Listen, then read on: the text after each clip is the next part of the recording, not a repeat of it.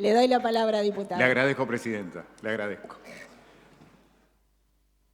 Suele pasar que cuando uno intenta hablar de historia tiene la necesidad de relacionarlo con el presente. Nosotros siempre decimos, como dicen los grandes filósofos, desde Sartre hasta aquí, que somos aquello que hacemos con lo que la historia hizo de nosotros.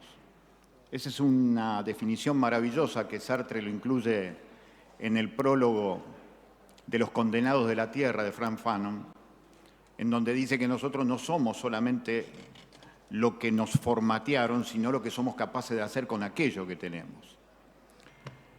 Y hablar de historia tiene que ver con el presente, siempre. El pasado está abierto en el presente, siempre lo decimos, sueños colectivos inconclusos por un lado y pesadillas impuestas invictas que siguen en el presente. En estos días de julio se juntan posiblemente dos de los fantasmas más fuertes que habitan en el interior de cada una de las argentinas y cada uno de los argentinos. Los hayan conocido más o menos, habitan en el interior de cada uno de nosotros. Por un lado, don Hipólito Yrigoyen, que el día de mañana se va a cumplir un aniversario de su muerte, y el 1 de julio, por supuesto, el aniversario de la muerte de Perón. Dos fantasmas pesados de la historia argentina. Hablar eso con las pibas y los pibes que generalmente intentamos llegar cuando vamos a la escuela secundaria o a la escuela primaria se nos hace difícil. Entonces siempre empezamos diciendo, ustedes lo tienen presente a Perón y a Yrigoyen, por más que no lo sepan, cuando van a la tribuna de fútbol y cantan con una música muy especial el aliento para determinada hinchada, para determinado equipo, o cuando gritan dale campeón. Son las dos marchitas que caracterizaron a los dos movimientos nacionales. Por un lado, la Unión Cívica Radical, por el otro lado, el peronismo. El día de mañana, cuando se cumpla un aniversario de la muerte de Yrigoyen, vendría bien ponerse a pensar qué hizo que Yrigoyen fuera el primer gran líder popular en la Argentina. El primer gran movimiento nacional de la Argentina fue la Unión Cívica Radical. Yrigoyen le dio la expresión individual de los derechos a una clase que recién estaba emergiendo, que era la clase media. Después vamos a ver cuál es la particularidad del peronismo. Pero Yrigoyen generó eso, generó un Estado presente, la salud dejó de ser propiedad privada y empezó el Estado a trabajar, empezó a generarse la idea de un Estado vinculado a la vida cotidiana y se construyó esa empresa extraordinaria que es YPF, y tal vez por eso en la Argentina cada 3 años bajaba el precio del combustible.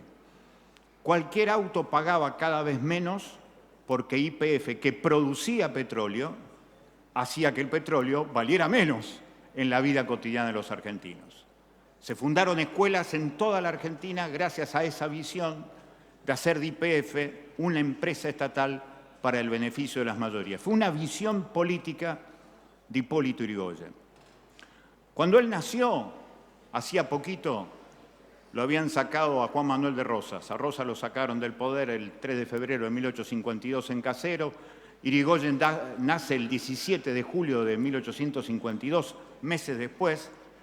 Y el misterio siempre es de dónde surgieron las masas radicales que hicieron la revolución en la década del 90. Y las masas radicales surgieron de lo que quedó del primer gran movimiento político del siglo XIX, que fue el Partido Federal. Los federales se hicieron radicales. Allí está el porqué se hizo el primer movimiento nacional como fue la Unión Cívica Radical.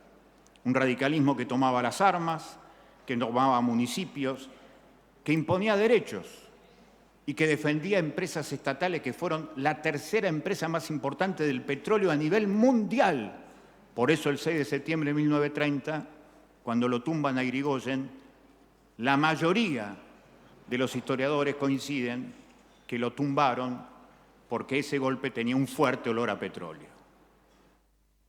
Yrigoyen termina siendo perseguido, lo van a acusar de ser un gobierno corrupto, lo van a acusar de que él representaba a la chusma, porque representaba a sectores sociales marginados, y termina muriendo en la pobreza.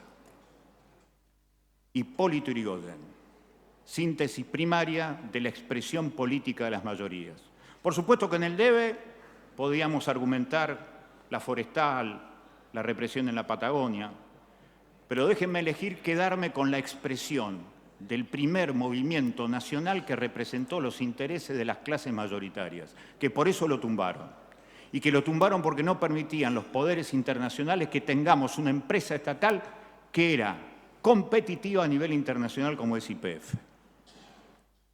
La pregunta que surge es, ¿qué queda de ese irigoyenismo en la vida cotidiana del presente?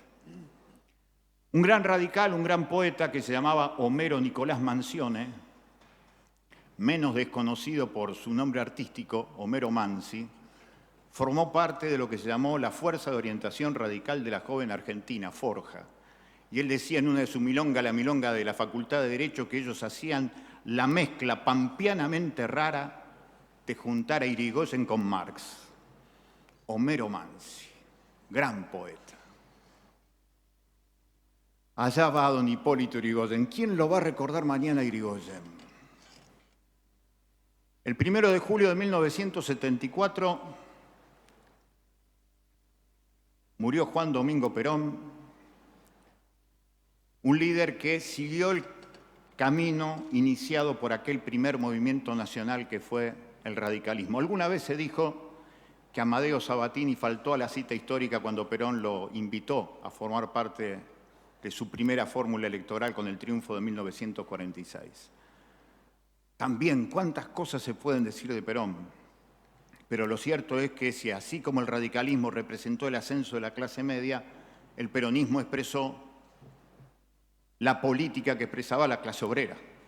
Por eso algunos todavía sostenemos que en el peronismo todavía hay un mandato histórico pendiente. ¿Cómo se va a representar mayoritariamente a la clase trabajadora, a la clase obrera, a la clase que mueve el universo? La gran pregunta es, en este 1 de julio del 74, ¿cuántos Perón se recordaron? ¿De qué manera se recordó a Perón? Y la otra pregunta que es fundamental, al igual que con Irigoyen, ese Perón de entonces, cualquiera sea él, ¿cómo vive en la vida cotidiana hoy de los argentinos? ¿Cómo vive en la vida cotidiana hoy de los santafesinos? Por eso las fechas nos convocan a un gran desafío, no para analizar el pasado, sino comprometernos en el presente. Los dos, Irigoyen y Perón, tenían una profunda conciencia nacional. Y más allá de las sombras y de las luces, de las represiones, más allá de ambas cosas, la gran cuestión es los continuadores de Irigoyen, los continuadores de Perón. ¿Tienen la misma conciencia nacional? ¿Tienen el mismo deseo de construir una Argentina libre, una Argentina independiente? Por eso, Presidenta, con una vocación simplemente de cuestionamiento al presente, nosotros traemos la memoria de dos tipos que con sus luces y sus sombras fueron profundamente amados por su pueblo. En medio de la década infame, el velorio de Irigoyen generó multitudes que a partir de la represión y a pesar de la represión salieron a despedirlo. Lo mismo se podría decir de Perón aquel 1 de julio de 1974. Hoy, los que estamos vivos, en homenaje a aquellos hombres que quisieron hacer un país independiente, deberíamos preguntarnos qué hacemos con esa historia que palpita y galopa en el interior de cada uno de nosotros. Muchas gracias, señora Presidenta.